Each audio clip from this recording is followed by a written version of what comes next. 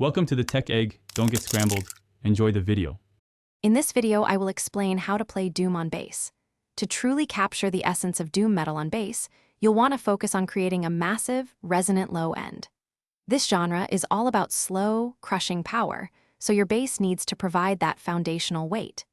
Think of your instrument as the rhythmic anchor, driving the music forward with deliberate, heavy notes.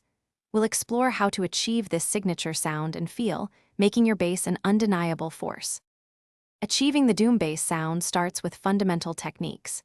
Begin by down-tuning your bass, often to C standard, B standard, or even lower, to unlock those deep frequencies. Use a heavy picking or fingerstyle attack to ensure each note hits with maximum impact.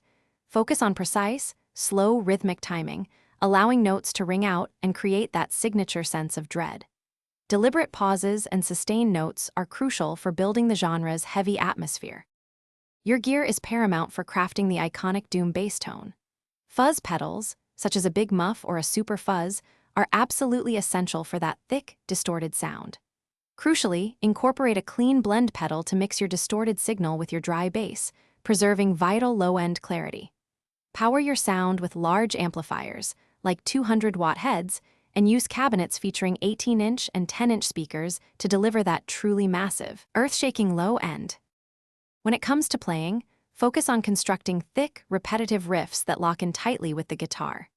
Doom bass prioritizes groove and feel over overly complex or fast passages.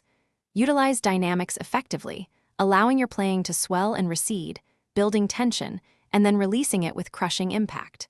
Your role is to contribute significantly to the overall atmosphere, creating a powerful, heavy sound that evokes a profound sense of despair and impending doom. Thanks for watching. Consider subscribing if I helped unscramble your problems.